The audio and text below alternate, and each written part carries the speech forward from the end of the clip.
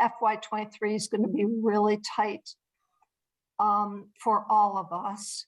The past 22 months have been tough for everyone, including bringing in revenue for Newton. The city is planning the fiscal year 2023 budget based on fiscal year 2019, as it was the last full year not impacted by the pandemic. Besides property taxes, the city usually brings in about $75 million through other areas. While some have received aid through the state and federal governments, other areas were not able to rise because of COVID.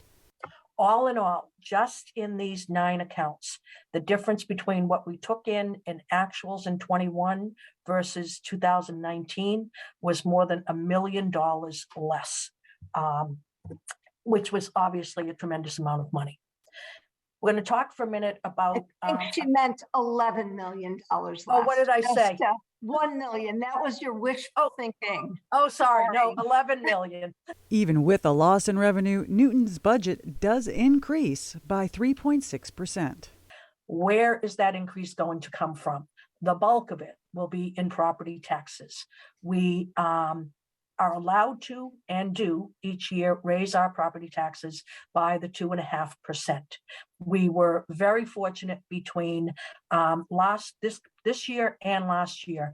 We had very healthy new growth, which has helped us to actually have a growth in property tax revenues for fiscal 23 of 14.6 million, or a 3.8% growth, understanding that really 2.5% of that comes from current properties that have been on the roll, for quite some time, that haven't had changes, and that about 1.3% of that increase is as a result of our increased revenues from new growth and redevelopment.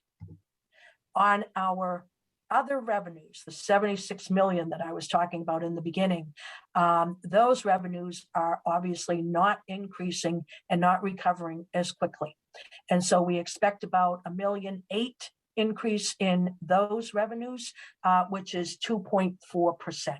So how will these revenues be allocated? We are going to have a $17 million or 3.6% increase. We expect to put together a budget that will be just about $479.7 million. We have met with the school administration, and the mayor has made the decision that because we know our kids have so many challenges and complications in their young lives as a result of this pandemic, that the mayor has decided to appropriate a 3.5% increase to the school department's general fund budget, which is $8.9 million. That means that the school department appropriation for next year will be $262.1 million. That leaves $217.6 million for everything else. What's the next thing that we have to look at and know that we cover? Well, of course, we have to cover our pensions and retiree health. That number will be $52 million in next year's budget. So that means after pensions and health, we have 165.6 left over. We have to pay our debt. Our debt will land very close to 24.8 million for next year. That means that we have $140.8 million left over to be available for the city's operating budget. It's a 4.1% increase and is only 3%. That's all that's going to be left over. If anyone is looking at this, the reason that 3.5% seems like it's such a huge number for the schools is because, of course, their base is so much larger. And so it's an $8.9 million increase on what is currently a $253 million budget. On the city side of the budget, there are cost drivers and challenges that are affecting how the city will spend its money. So on the city side, we have, as I refer to them as our extraordinary increases. The reason they're extraordinary is because they're all above the amount of money that we have. Not that they are necessarily so different than they are in other years.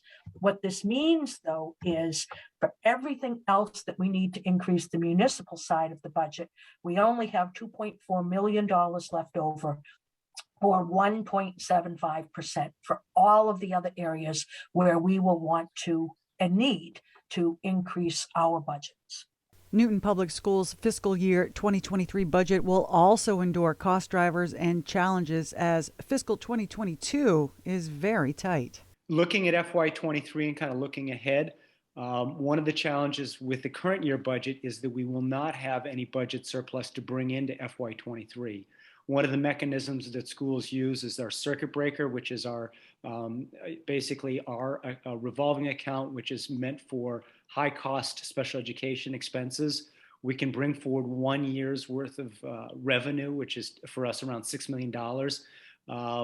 We do not at this point expect to be able to bring forward any of that money, which we have done and relied on in the past, and that has created some challenges for us as well.